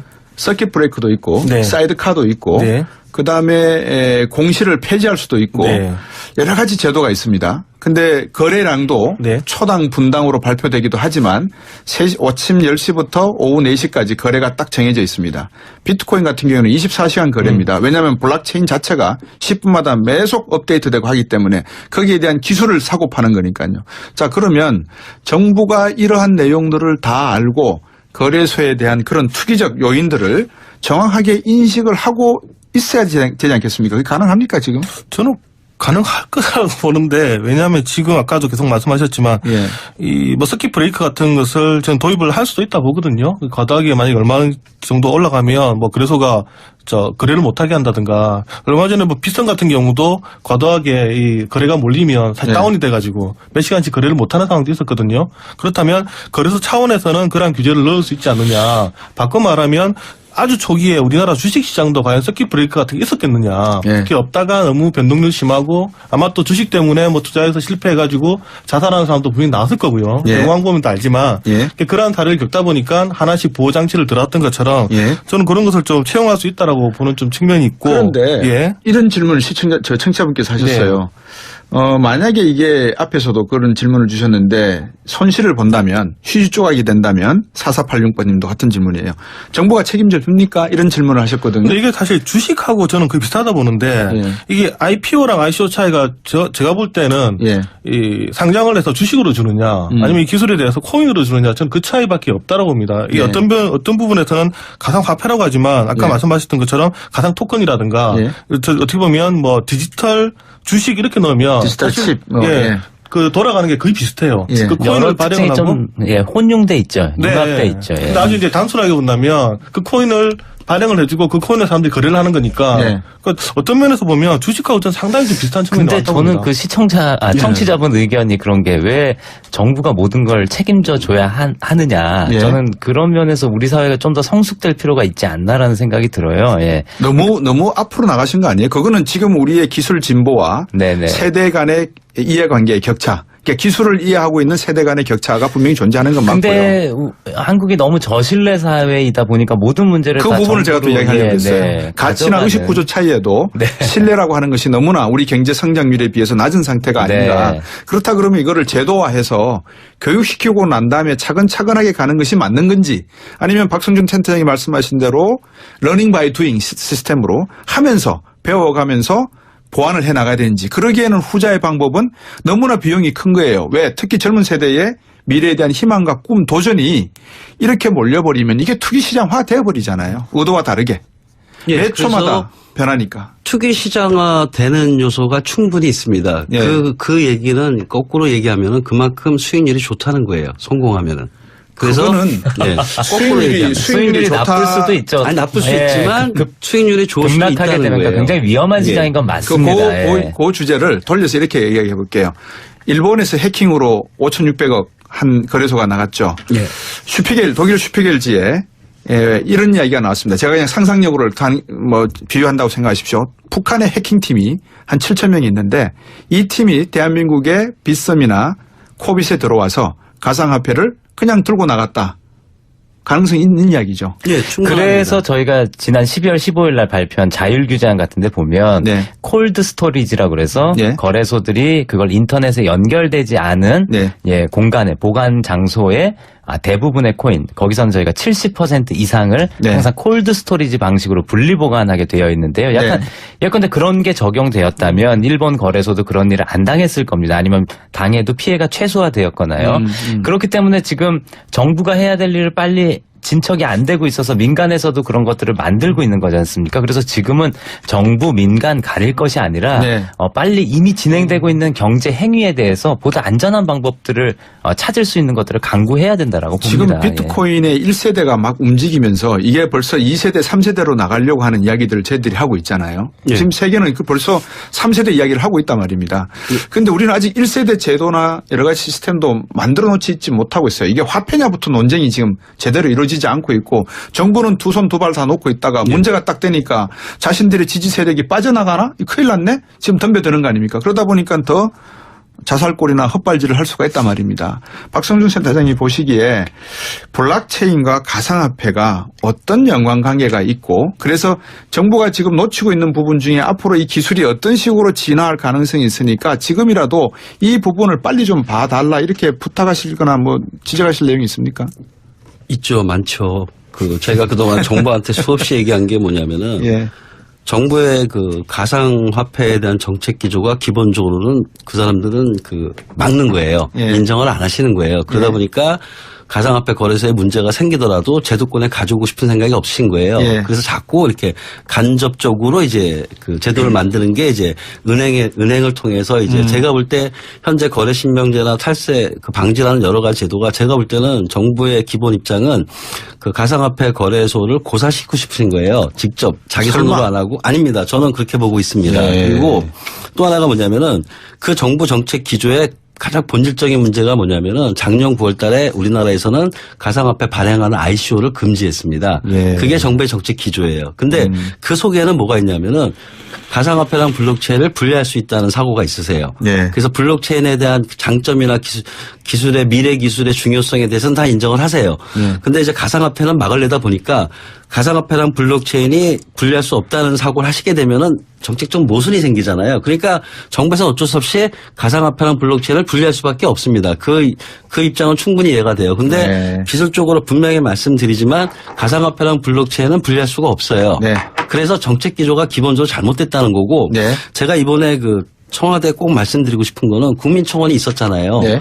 그럼 지금까지 정부 정책 기조는 이제 국무조정실까지 해서 다 됐잖아요. 이제 대통령께서 마지막으로 정부의 잘못된 정책 기조를 바꿀 수 있는 마지막 기회예요. 이 국민청원이. 예. 이 국민청원에 답변할 때 그 기존의 정책 기조인 가상화폐와 블록체인을 분리하는 것 때문에 이런 일들이 생기는 거를 가상화폐와 블록체인은 분리할 수 없다는 사실을 직시를 좀 해주시고 정부의 정책 기조를 빨리 그러니까 제대로 가는 방향으로 알겠습니다. 돌려야 되는 마지막 기회가 이번 국민청원의 답변이라는 거예요. 저는 어저께 그 답변을 한다고 아주 기다렸는데 안 하시더라고요. 그래서 저는 정부 정책의 근본적인 변화 틀이 있어야 된다고 생각을 합니다. 알겠습니다. 예. 광고 듣고 잠시 후 계속 이어가도록 하겠습니다. 화폐다 그러니까 정말 어떤 가치의 기능만이 화폐인 것처럼 인식을 옛날에 우리가 제 의견입니다. 경제학을 한 사람으로서 예. 구석기 시대 때 보면 조개 껍질이 화폐였잖아요. 예. 1970년대 80년대 초반 하더라도 얍이라고 하는 섬나라가 있거든요. 여기서 바위에 구멍이 뚫린 게 화폐였단 말입니다. 그렇죠. 거기다 뭐 소유권을 이렇게 온 마을 사람들이 인정해줬죠. 그럼요, 예. 그럼요. 그러니까 화폐라고 하는 개념은 우리가 알고 있는 달러나 원이나 유엔과 같은 우리가 쓰고 있는 개념보다도 보다 보편화되고 넓은 의미거든요. 근데 그거는 인정을 하겠는데 이거를 가상화폐다, 암호화폐다고 해버리니까 네. 일반 연세 드신 분들은 이건 뭐야? 젊은이들이 몰려 들어가가지고 이거는 뭐 미래 세대 이야기고 사이버 세계 이야기라서 뭐 모르셔도 됩니다. 뭐 이런 형태의 운용이 되고 있거든요. 그러다 보니까 이게 거품이 낀단 말입니다. 쉽게 안 그렇습니까? 그러니까 이걸 이제 화폐라고 꼭 굳이 그런 오해가 있다면 지금 말씀하신 어떤 인식상의 오류를 이것이 자초하고 있다면 예. 굳이 화폐라고 안 써도 될 것 같고요. 그래서 이 기술 업계에서는 또 토큰 그러니까 증표라고도 토큰이 좋네요. 많이 써서 크립토 토큰이라고도 많이 써서 저는 예. 법무부에서 저번에 장관님께서 가상 증표다라고 했을 때 예. 그래 증표는 괜찮다. 그거는 개념적으로도 맞을 수 있고 근데 크립토 암호를 붙여야 된다. 네. 가상 증표 이러니까 좀 굉장히 뭔가 이상한 것인 양 뭐 이렇게 되고 있는데 예, 박 교수님. 저는 자꾸 쓸데없는 소모적인 논쟁을 하는데 제가 네. 우리 그 경제학자 분한테 물어보고 싶습니다. 예, 예. 수표 쓰죠? 수표 요즘은 안 씁니다만 썼습니다. 예. 수표가 화폐인가요? 수표가 화폐적 개념에 포함이 되죠. 예. 근데 화폐는 아니죠. 화폐이죠. 왜냐하면 예. 화폐의 정의가 M1이 있고 M2가 있고 M3가 예. 있습니다. 예, 그래서 그 말씀 M2 개념 드리는 안에서 들어갑니다. 화폐, 예. 수표는 법정화폐는 아니죠. 법정화폐는 아니죠. 근데 우리는 화폐라고 얘기하죠. 그렇죠. 왜 화폐라는 얘기를 할 때 꼭 법정화폐라는 얘기만 써야 되죠? 우리 어음 있죠? 예. 어음이 화폐인가요? 화폐입니다. 그것도. 예, 그것도 화폐잖아요. 예. 우리가 보통 어음이나 수표라는 거를 생각할 때 나라에서는 여러 가지 경제라든지 그 나라의 그 통화량을 조정을 하기 위해서 예. 그냥 디지털 법정화폐라는 게 있는 거예요. 그리고 제가 아는 바로는 디지털 법정화폐 정의가 우리나라에 아주 정확히 내린 건 없어요. 그냥 예. 화폐예요. 예. 그리고 나서 이제 크립토 화폐라고 암호화폐라는 걸 얘기 나오니까 갑자기 이거는 화폐가 아니야. 넘어가시네. 제가 질문 드릴 거꾸로 예. 저한테 질문하셨으니까 제가 예, 질문을 하십시오. 거꾸로 드릴게요. 예, 예. 그러면 어음이나 수표는 예. 누가 보증을 하지 않습니까? 예, 맞습니다. 이 가상화폐는 누가 보증을 합니까? 예. 누가 보증을 하지요? 네트워크가 보증합니다. 네트워크가 예, 보증되죠. 가상화폐를 쓰는 네트워크를 사람들이- 신뢰할 수 있습니까? 예.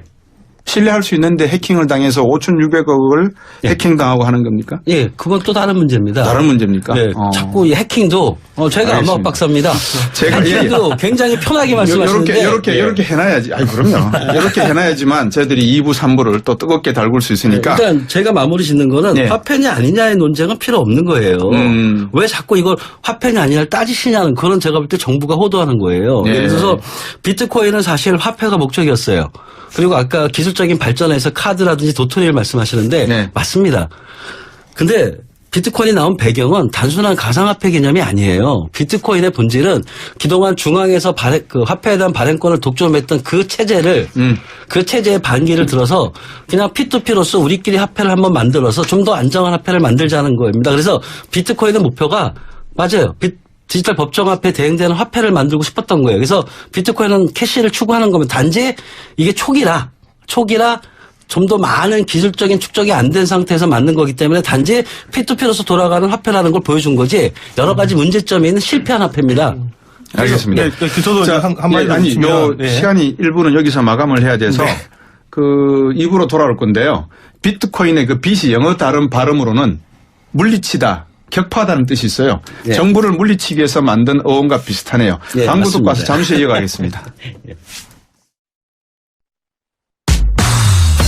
여러분께서는 지금 경제학자 곽수종이 보는 새로운 시사. 곽수종의 뉴스 정면 승부와 함께하고 계십니다. FM 94.5 YTN 라디오 곽수종의 뉴스 정면 승부 특집 경제학자 곽 박사 3대1로 맞짱 뜨다. 가상화폐 혁신인가 거품인가 토론 지금 진행하고 있고요. 2부 미래와 대책에 대한 이야기 계속 나눠가겠습니다. 청취자 여러분 많은 의견 보내주고 계시는데요. 가상화폐 좀 의문이 풀리셨습니까? 아니면 더 의문이 생기셨습니까? 저는 후자이길 바랍니다. 더 많은 의문이 생기시길 바랍니다. 그래야 공부를 하시니까요. 문자 메시지 우물정 0945로 받고 있고요. 함께하고 계신 분들 제가 소개해드리겠습니다. 김진아 한국블록체인협회 이사님, 그리고 박성준 동국대 블록체인 연구센터장님, 박백률 경향신문 경제부 기자 같이 하고 있습니다. 청취자분이 문자 보내주신 거 제가 잠깐 소개해드릴 테니까요. 간단하게 답변 주실 수 있으면 주세요. 1707번님, 수익에 대해서 세금은 냅니까? 증권, 부동산, 양도 차익은 모두 세금 내는 걸로 알고 있습니다. 6976번님, 아무리 들어도 이건 재테크로 안 보입니다. 안정성 보장이 전혀 안 되는 거 아닙니까? 미래 기술 발전을 위해 사용한다면 찬성이나 투자 또는 투기 목적의 장이 되는 것은 불안합니다 하셨고요. 4486번님, 책임지지도 않으면서 안 좋은 면만 보고 제재만으로 예고가만 나는 것 같습니다. 올바른 투자에 대한 교육과 방법을 안내해 주면 바람직하다고 생각이 됩니다. 0871번님, 가상화폐의 가장 큰 문제는 정체불명의 사설에서 만들어졌다는 거 아닙니까? 세계 제일 창출대치가 반영되는 원리라고 한다면 과연 가상화폐는 그런 원리를 갖고 있습니까? 라는 질문도 하셨어요. 예, 근데 뭐 사실은 인터넷 초창기에도 기업 가치 평가하는 것들이 굉장히 엉성했습니다. 기억하시겠지만 그때 실제 쓰인 게 뭐냐면 벤처 캐피탈리스트들이 투자하는데 가입자 한 명당 뭐 5만 원에서 막 몇십만 원까지 치고 그러다 보니까 뭐 골드뱅크 같은 업체는 가입자들을 그거보다 싸게 유치하려고 웹사이트 와서 클릭하면 돈 준다. 그러니까 5만 원 기업 가치 인정받는데 한 3만 원만 주면 2만 원은 자기가 남길 수가 있는 거예요. 그러니까 사실 지금은 우리가 인터넷이 너무 발전해서 다양한 수단들을 갖고 있지만 그때만 해도 굉장히 엉성한 밸류에이션, 가치 평가가 이루어졌다. 그래서 그런 문제가 있다고 해서 우리가 이것을 다 막기보다는 그런 필요한 장치들을 만들어야 되겠죠. 네. 네.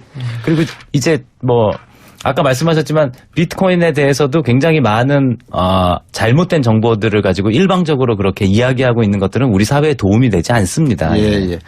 자, 청취자 여러분들께서 계속 질문을 보내주고 계시는데 한 분이 이런 좀 관심이 엄청 많으세요. 평소 때 문자 올라온 곳에 한 배 이상은 올라오는데요.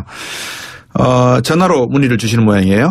비트코인은 한 코인을 수만 개로 쪼개서 살 수 있게 하는데 이게 투기 아닙니까? 그래서 1비트코인을 0.1비트코인으로 자르고 또 막 이렇게 자를 수 있지 않습니까? 그죠?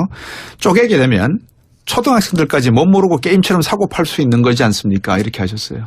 예, 초등학생들은 지금 원천적으로, 그러니까 예전에 정부 대책이 나오기 전에서도 많은 거래소들은 미성년자 가입을 받지 않았었고요. 네. 일단 비트코인은 원래부터 소수점 8자리가 마지막 단위입니다. 예, 그렇게 쪼개 수 있도록 설계가 된 것이지요. 예. 네. 근데 어떻게 보면 이게 사실 또 전자화폐의 장점이 죄송합니다. 그 전자화폐의 장점이 될 수 있는 것 같은데 이제 어제 우스갯소리가 삼성전자가 액면 분할을 했잖아요. 그렇죠. 우스갯소리가 지금 5만 원 됐습니까? 이제 액면 분할 하게 되면 그렇게 되죠. 예, 5만 원 되죠. 아직 이제 이사를 지나야 되니까. 그러니까 우스갯소리가 혹시 그 삼성전자 주식을 예를 들면 가상화폐랑 대결하기 위해서 액면 분할한 거 아니냐. 50분의 1로 짜기면 250만 원 하는 게 한 5만 원짜리 되니까. 그러니까 사실 주식도 보면 액면 분할이라는 게 있거든요. 필요하면. 그러니까 이게 다만 이제 주식이라는 거는 이제 과거에 우리 한 주로 이루어졌던 전통적인 방식이니까 쪼갤 수가 없는 거지만 이게 또 전자화폐라는 그런 개념에서 기술적인 특징으로 봐야지 이거를 투기를 위해서 그렇게 도입됐다라고 보기 좀 어려울 것 같습니다. 자, 이제 청취자분이 그 교수님 말씀 주시기 전에 제가 아까 그 청취자분 말씀하신 내용에 좀 덧붙이면 제가 전공을 금융을 했기 때문에 주식 거래나 선물 거래 이런 뭐 또 옵션 거래나 스왑 거래 이런 모든 스왑 거래는 국제적으로 거래의 표준을 만들어 놨습니다. 예를 들어서 한 단위 주문을 낼 때 이 단위는 뭐 콩자루 500자루를 기본 거래 단위로 한다. 든지 그러니까 표준화가 되어 있는 거죠. 그래서 주식도 우리가 한 주씩 거래를 한다. 그래서 주가 단위가 액면가가 500원이다. 이렇게 다 표준화가 되어 있지 않습니까? 그러면 비트코인도 0.1 비트코인을 거래 단위로 하겠다. 거래 시간은 아침 9시부터 10시까지 하겠다. 아니면 24시간 하면은 변동폭은 6% 이내에서 플러스 마이너스 6% 이내에서 움직이도록 규제하겠다. 그거를 넘어가면 이거는 사이드카를 발동해 여러 가지 형태의 규제가 표준화가 제도가 만들어져야 되지 않습니까? 그게 지금 없는 상태지 않습니까? 문제는 그거를 원치 않는다는 거 아닙니까? 그런 것들을 원치 않는 건 아니고요. 크리스틴 라가르드 IMF 총재께서 말씀하신 네. 그런 각국이 준비해야 된다는 것에 그런 내용이 들어가 있을 거고요. 예컨대 일본처럼 각국이 이것을 법률로 규제하게 되면 협의를 통해서 거래소들이 그런 것들을 공통적으로 할 수 있는 겁니다. 그리고 네. 우리 한국에서만 할 수 있는 건 처음 말씀하셨던 10,000원 이상으로 단위로만 거래할 수 있다. 이런 것들은 지금도 충분히 가능하고요. 그러려면 아까 과세 체계처럼 이것에 네. 대한 체계적인 규율이 먼저 선행되어야 그러니까요. 되겠죠. 왜 이런 예. 거 만들어 놓지도 않고 거래를 허용했냐는 거예요. 저는. 그것은 뭐 자연 발생적으로 사실은 모든 신기술이 그렇습니다. 근데 그렇게 처음에는 그렇게 작은 규모로 됐을 때 규제를 시작했으면 예. 아무 문제 없이 넘어갈 수 있었던 지금 이런 건데. 문제는 아니었을 거 아니에요. 그죠? 예, 그러니까 처음 몇 년간이 이렇게 큰 규모가 아니었고요. 네. 굉장히 될지도 소수가. 몰랐죠. 네. 네. 지금 조금 그 비트코인을 쪼갠다는 거에 오해를 하시는데요. 예, 예. 우리 주식 거래할 때 주식의 기본 단위가 한 주지 않습니까? 예. 아까 삼성전자 한 주가 너무 많아져가지고 이제 액면 분할하면 또 기준이 바뀌는 것처럼 예. 비트코인의 단위는 비트코인이 아니고요. 사토시라는 단위예요. 예. 그게 10의 8승이라기 때문에 예. 원 비트코인에 1억 사토시입니다. 예. 그래서 그 비트코인의 거래 단위가 있어요. 그게 네. 사토시라는 예. 쪼개는 게 아니고 원래 원래 그렇게 돼 그랬었죠. 있고요. 예, 그래서 예. 말씀하신 그 단위가 있고요. 거래도 뭐냐면은 제가 이제 계속 말씀드리는 게 그거예요. 이 P2P이기 때문에 사실은 우리나라 그 거래소만 9시에서 10시까지 하고 하는 거는 좀 안 맞아요. 기존의 네. 거래 예. 시장하고는 좀 틀립니다. 예. 그래서 그 거래 시장을 제한하는 것도 제가 볼 때는 조금 문제가 있어요. 네. 그래서 제가 계속 말씀드리는 건 뭐냐면은 그 새로운 거래 형태라는 거죠. 네. 새로운 거래 형태고 새로운 자본시장이에요. 네. 그러면 그 새로운 자본시장에 기본적인 룰이 필요하겠죠. 네. 그 룰을 빨리 정해줘야 된다는 거예요. 정해줘야 되는 거예요. 예. 정하실 수가 있는 거예요. 아니 정해 주셔야죠. 그건 왜냐 우리나라가 정부가 이렇게 모르는데 어떻게 정해줍니까? 그러니까 사회적 합의를 통해서 만들어 가야 되는 게 정확한 표현 같고요. 예. 그다음에 국제적인 합의도 인터넷도 마찬가지였습니다. 네. 이제 우리가 진짜 인터넷 초창기의 교훈들을 제도적으로나 기술적으로나 너무 쉽게 지금 잊고 있다. 저는 그런 느낌이 많이 듭니다. 예. 네. 제가 지금 bitwisdom.com을 들어가서 이 미국의 비트코인 거래되는 내용을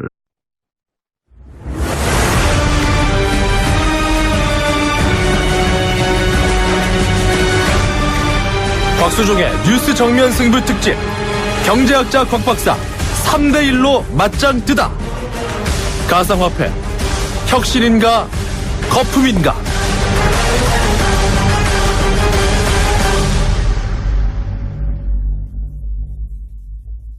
청취자 여러분 안녕하십니까. 곽수정입니다. 오늘 뉴스 정면 승부는 특집 토론 준비했습니다. 가상화폐의 혁신인가 거품인가. 아마 이 내용에 대해서 관심이 많으실 걸로 알고 있습니다. 일확천금의 대상으로 순식간에 가상화폐가 떠올랐죠. 청취자 여러분에게 가상화폐는 어떤 의미를 가지고 있습니까? 여러분 진정으로 가상화폐, 화폐인 것 같습니까? 아니면은 도박인 것 같습니까? 어제 온종일 온라인을 강타한 검색어 총선 때 보자. 국내 가상화폐 규제에 저항하는 투자자들의 심리를 그대로 반영한 단면이었다. 이런 말들이 있습니다. 가상화폐를 두고 한쪽에선 거품에 대한 경고도 계속 이어져 나오고 있습니다. 하지만 다른 한편에서는 가상화폐가 기축통화의 위상을 넘보는 글로벌 화폐적 가치가 있다. 이런 기대감도 충분히 나오고 있습니다. 이런 내용으로 엇갈리고 있는 상황이죠. 가상화폐 규제가 블록체인 기술 발전을 막는다는 반론도 적지 않습니다. 자, 이런 가운데 전 세계적으로 가상화폐에 대한 규제 움직임은 강화되는 분위기인데요. 우리의 경우 지난 30일부터는 가상화폐 투자자들에 대한 실면 확인 절차가 시작됐습니다. 과열을 막기 위한 정부의 조치입니다만 얼마나 실효성이 있을지요. 최근 일본에서는 5,600억짜리 이 거래소 해킹 사건도 발생했지 않습니까? 이런 부분에 대한 대책은 있는 건지 반드시 짚어볼 분들이 많습니다. 오늘 그래서 가상화폐 특집 비트코인 가상화폐 혁신인가 거품인가로 시작하겠습니다.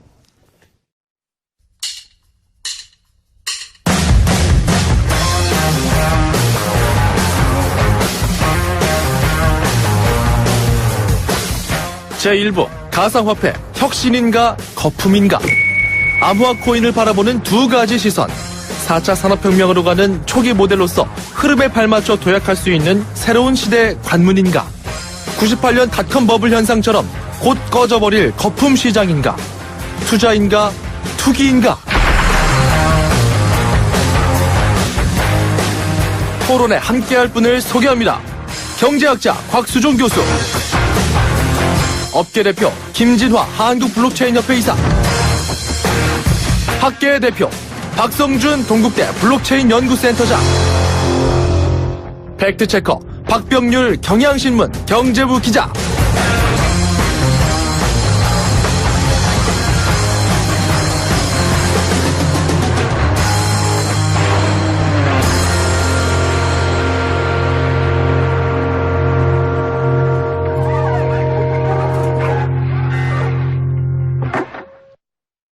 가상화폐 혁신입니까? 거품입니까? 오늘 토론에 참여하실 분들 방금 소개해 주셨습니다. 먼저 같이 인사 나눌까요? 안녕하십니까? 네, 안녕하세요. 어느 분이 어느 분인지 아마 이 청취자분들 목소리로 좀 확인을 하셔야 되니까 먼저 업계 대표로 나오신 저번에 저하고 인터뷰 한번 해주셨죠. 김진화 한국블록체인협회 이사님 안녕하십니까? 네, 안녕하세요. 김진화입니다. 예, 오늘 한 2시간 남짓한 시간에 이 가상화폐에 대한 이야기를 한번 잘 설명해 주시기 부탁드리겠습니다. 네, 알겠습니다. 학계 대표로 박성준 동국대 블록체인 연구센터장 나오셨습니다. 안녕하십니까? 네, 안녕하십니까. 박성준입니다. 벌써 이렇게 연구센터가 만들어졌습니까? 2년 전에 만들어졌습니다. 2년 전에요? 네. 팩트체커 박병률 기자 나오셨습니다. 안녕하십니까? 네, 안녕하세요. 오늘은 안 바쁘세요? 네. 여전히 바쁩니다. 예, 이 특별 토론 때문에 나오셨는 거 알고 있습니다. 감사합니다. 자, 먼저 1부에서는 가상화폐 혁신인가 거품인가 이 문제의 대주제를 놓고 소주제 하나, 과연 가상화폐 또는 암호화폐, 영어로는 크립토커런시라고 하는 이 암호화폐는 화폐인가 아닌가 문제를 가지고 한번 이야기해 보겠습니다. 가상화폐가 기축통화 자리 대체할 가능성도 있을까 문제부터 우리 김진화 대표부터 한번 여쭤볼까요? 어떻게 보세요? 예, 저는 수차례 기회가 있을 때마다 말씀드려왔지만, 법정화폐를 대체하려고 이게 나온 것이 아니다. 그것은 오해다. 왜 한 발 쫓고 들어가세요? 아니, 원래부터 전 그렇게 이야기를 그러셨어요? 해왔고요. 근데, 이 암호화폐, 가상화폐에 좀 그러니까 비판적인, 그 다음에 나쁜 이미지를 주시려는 분들이 저는 일종의 허수아비 논증의 오류에 빠져 있고, 그것들을 적절히 구사하고 있다. 뭐냐 하면, 암호화폐는 원래부터 법정화폐를 대체하려고 만든 것이 아닌데, 네. 마치 그랬던 것처럼, 네. 그렇게 될 거라고 선전한 것처럼 허수아비 하나를 세워놓고, 그거를 공격하는 겁니다. 그게 훨씬 쉬우니까요. 네. 이것 봐라. 비트코인만 봐도 이거 법정화폐 되기에는 턱도 없이 기술적으로 부족하고 이것이 훨씬 더 그 평판이라든지 그 허점을 공격하기가 되게 쉽다라고 그런 네. 허수아비 논증의 오류라고 보고 있고요. 그래서 네. 저는 법정화폐를 대체하거나 특히 기축화폐 달러화와 대체하는 그런 개념들은 아니다.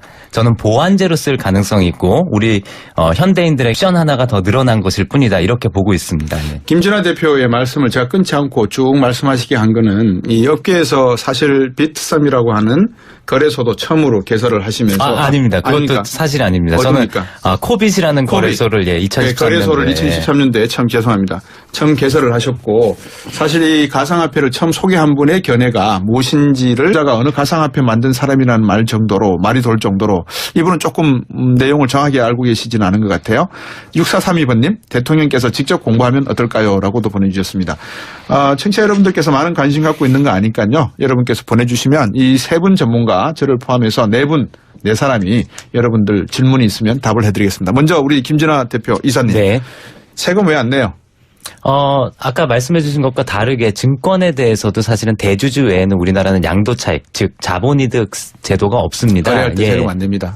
예. 거래세를 내죠 거래세를 대신에. 내죠. 그래서 소득에 대해서. 저는 소득이 있는 곳에 과세가 있어야 된다는 입장을 예전부터 천명하면서 이것의 과세 체계를 만들기 위해서라도 정부가 이걸 도박이나 사기로 규정할 게 아니라 네. 빨리 규율을 해야 된다. 예, 그렇게 말씀드렸고요. 실제 제가 기재부나 국세청이랑 회의도 몇 번 했는데요. 네. 이걸 먼저 이 행위에 대해서 중장기적인 규제책이 나와야지만 과세도 할 수 있습니다. 네. 특히나 우리 소득세법 개정을 해야 되지 않습니까? 네. 예, 그래서 국회가 그런 것들을 차근차근 할 수 있는 그런 환경이 먼저 만들어져야 될 것 같습니다. 저들이 50분까지 토론을 하고 1분씩 제가 시간을 드릴 거거든요. 결론을 지으실. 그러니까 50분까지 저희들이 토론을 마치면 될 것 같아요. 한번 보시고요. 뭐 더 길어져도 괜찮습니다만은 우리 박성준 팀장님, 센터장님 뭐 하실 말씀이 있으십니까? 방금 청취자분들 말씀. 청취자분님 말씀하신 과세 문제는 조금 반드시 해야 되고요. 네. 저도 소득이 있는 곳에는 과세가 있다고 얘기를 하고요. 네. 그 가상 그 화폐에 대한 이제 수익이 생겼을 때 전 세계적으로 규제하는 세 가지 원칙이 있습니다. 우리나라뿐만이 아니라 그게 첫 번째가 뭐냐면은 이제 신원 확인이라서 고객 확인 제도라는 게 있어요. 네. 그건 어떤 자본시장이든 다 있습니다. 두 번째 또 이제 AML이라고 이제 자금 세탁 방지라는 제도가 있습니다. 그것도 또 해야 돼요. 그리고 마지막으로 뭐냐 소득 있는 곳에 과세 있다. 이 세 가지 원칙이 전 세계 모든 나라가 이제 가상화폐를 규제하는 기본 3원칙이 있습니다. 그래서 우리나라는 지금까지 이걸 안 하신 거예요. 왜 안 하셨느냐? 그 세 가지 원칙을 하려면 세계 각국이 규제를 다 합니다. 규제를 반대하는 건 아니고 규제를 다 해야 되는데 그 규제를 하기 전에 먼저 활성화를 먼저 하는 거예요. 활성화를 하고 그다음에 그 활성화의 부작용을 하기 위해서 규제를 하시는 거죠. 근데 우리나라는 그 전제 조건이 없는 거죠. 그래서 자꾸 이거를 제도권으로 안 가져올려다 보니까 과세를 하려면 뭔가 또 법적 근거라든지 여러 가지가 있어야 되잖아요. 근데 그러려면 뭔가 시장에다가 이게 정부가 인정하는가 보다는 또 시그널을 오도할 수가 있잖아요. 그래서 제가 볼 때 우리 정부는 지금 현재 과세를 할 수도 있고 과세를 해야 되고 AML도 해야 되고 고객 확인 제도도 해야 되는데 그걸 안 하고 방치한 거예요. 지금 김진아 대표님 말씀하셨지만 저도 2년 전부터 정부에다가 빨리 고객 확인 제도 자금 세탁 방지 과세하라고 끊임없이 제안을 드렸던 거예요. 그래서 저희가 과세를 안 내는 게 세금을 안 내는 게 안 내고 싶은 게 아니라 세금을 낼 수 있는 제도가 없는 거예요. 예.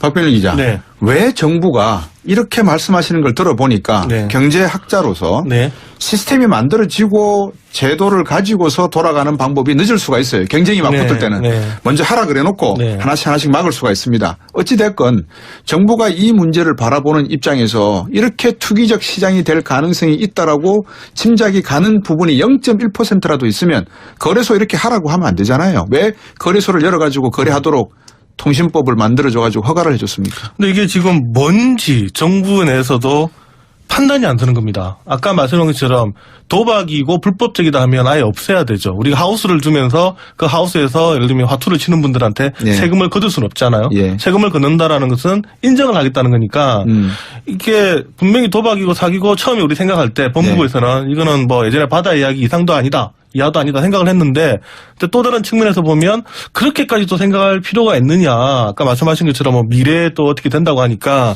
그러면 또 인정을 해야 되지 않느냐.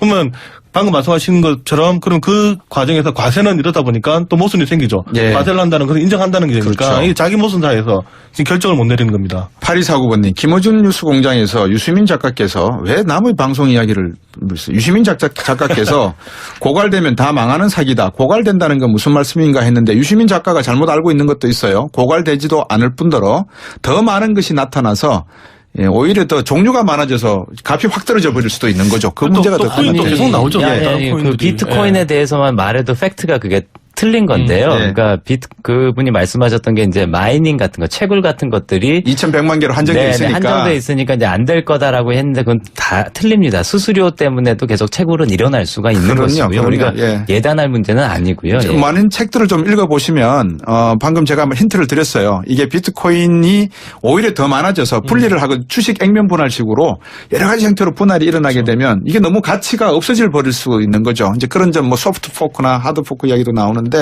그 질문이 하나 있고요. 방금 질문 주셨고 8328번님 박사님들 머리 너무 쓰지 말고 열심히 일해서 먹고 삽시다. 한 표 저도.